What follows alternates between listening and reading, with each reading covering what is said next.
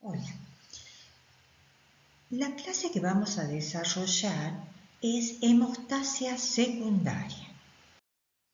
Bueno, el objetivo, la finalidad de la hemostasia secundaria es formar la fibrina para que consolide el tapón hemostático.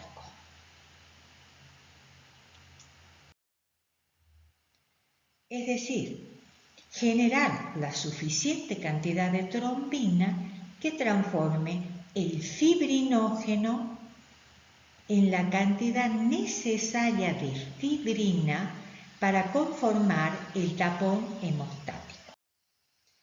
Acá tenemos los factores de la coagulación. Ellos son nombrados con números romanos y vamos a ver que la mayor parte son sintetizados en el hígado, menos el factor anti-hemofílico A, que está sintetizado en el endotelio vascular. Bueno, los imógenos participan en la activación secuencial de las vías procoagulantes, exceptuando el factor 12. Los cofactores tenemos, por ejemplo, el 5, el 8, los quininógenos de alto peso molecular y el factor 3 tisular. Los fosfolípidos aniónicos de la membrana son superficie con carga negativa sobre la que se activan los imógenos. Y el calcio participa en la mayor parte de los mecanismos procoagulantes. Bueno, esta es una imagen donde podemos ver las redes de fibrina y cómo también quedan atrapados en el tapón hemostático eritrocitos. El factor 8 o antihemofílico A es la hemofilia clásica. Acá podemos ver su estructura molecular y es considerable y a tenerlo en cuenta porque muchas personas pueden tener fallas a ese nivel y bueno, son personas en donde cualquier lesión puede provocar hemorragias. Acá hay ejemplos qué es lo que pasa cuando no está presente en el caso de la hemofilia y cómo la herida no coagula. Bueno, ¿cuáles son los factores vitaminos K dependientes? Los factores vitamina K dependientes son el 2, el 7, el 9, el 10, la proteína C y la proteína E. Estos factores contienen la porción GLA en su molécula, pero la vitamina K, ¿qué es lo que hace? Produce un proceso de gamma carboxilación. Si no se produce esta gamma carboxilación, no poseen la función hemostática, estos factores, porque sabemos que interactúa con el calcio y permite que se asienten los factores en el fosfolípido de la membrana. Y algunos fármacos pueden impedir la absorción de la vitamina K, como el caso de la warfarina. Bueno, ¿cuáles son las fases de la coagulación o de la hemostasia secundaria? Primeramente, la formación de la protrombinasa. Esta puede ser a través de la vía extrínseca o de la vía intrínseca. La formación de la trombina, la formación de la fibrina, de soluble a insoluble, y la formación del tapón hemostático. Este es un esquema pero simplificado del proceso de la hemostasia secundaria. Tenemos la vía intrínseca, la vía extrínseca, que van a actuar sobre el factor 10 para activarlo en 10 activo, el cual va a actuar sobre la protrombina para transformarla en trombina, que va a actuar sobre el fibrinógeno para transformarlo en fibrina. Bueno, acá ya están desarrolladas las dos vías. Tenemos la vía intrínseca y la vía extrínseca. En la vía intrínseca, el factor 12 se activa por contacto con superficies rugosas como existen en el subendotelio, cuando se ha lesionado el endotelio, fibras colágenas y otros. Una vez que se activa este factor 12, activa el factor 11 en presencia del calcio. Posteriormente, el 11 activa el 9 en presencia del calcio y el 9 activa se activa, digamos, por acción de la trombina, que activa el factor 8, y el 8 es el que verdaderamente va a activar al factor 9 en presencia de calcio y de fosfolípidos. Ese es el mecanismo extrínseco, que va a actuar sobre la vía final común. Y el mecanismo extrínseco o vía extrínseca, el factor 7 de los tejidos se activa y también va a actuar sobre la vía final común. Estas dos vías van a activar al factor 10, que en presencia de calcio, de los fosfolípidos que actúan como sustrato y del cofactor 5, van a activar a la protrombina para que se transforme en trombina.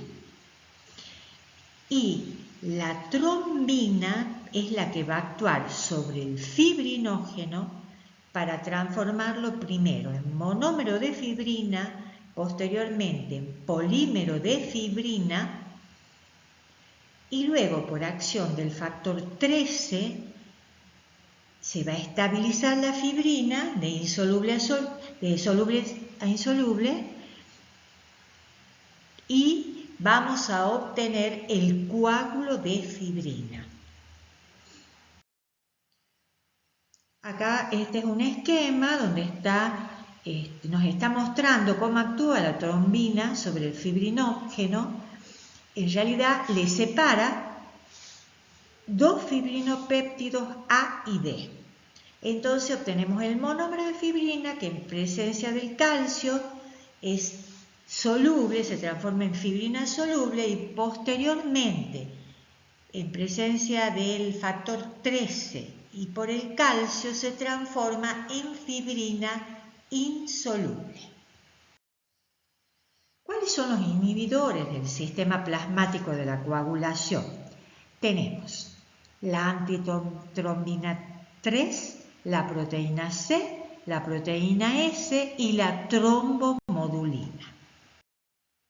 Bueno, este es un esquema mostrando la antitrombina 3 y acá tenemos la proteína C y la proteína S, cómo actúan en conjunto por la trombomodulina y van a inhibir a los factores 5 y factores 8 de la coagulación.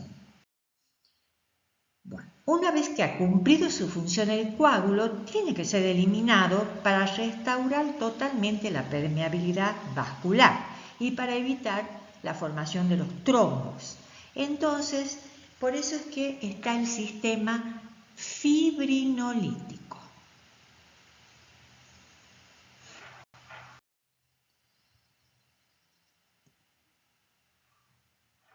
Bueno, el sistema fibrinolítico actúa a través de la plasmina, que es la que va a degradar el coágulo. Pero para ello se tiene que activar el plasminógeno para transformarse en plasmina. Y hay unos series de activadores, como el activador tisular, el mismo factor 12, la uroquinasa. ¿Y qué es lo que pasa? Se transforma de glusplasminógeno a lisplasminógeno. Y esto puede ser por la vía extrínseca o la vía intrínseca. La vía intrínseca corresponde al factor 12, al 11 y a la calicreína, y la vía extrínseca al factor tisular o a la urosinasa. Bueno, ahí tenemos dónde actúa el plasminógeno, se transforma en plasmina y ahí actúa a nivel de las uniones arginina-lisina para transformarse de glucoplasminógeno a lisplasminógeno.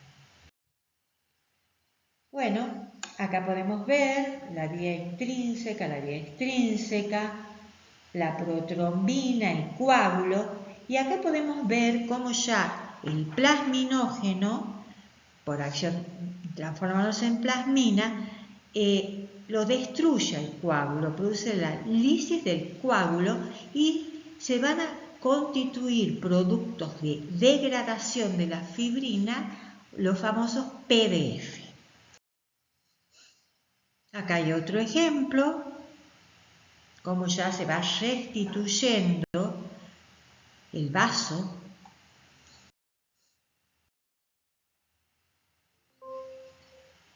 Bueno, pero también existen inhibidores de la fibrinólisis. Así tenemos el PAI, que inhibe al activador tisular y a la urosinasa, las alfas 2 macroglobulinas que inhiben a la plasmina y al fibrinógeno, el TAFI, que evita la unión del plasminógeno y del activador tisular a la fibrina, para también detenerla, la fibrinólisis.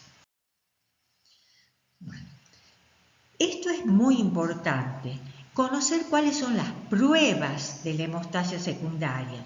Entre ellas tenemos primero el tiempo de la coagulación, que es aproximadamente entre 5 y 15 minutos, y evalúa el mecanismo intrínseco de la coagulación. También tenemos el tiempo de la tromboplastina parcial activada, cuyo valor normal es 35 a 45 segundos, y evalúa el mecanismo intrínseco de la coagulación.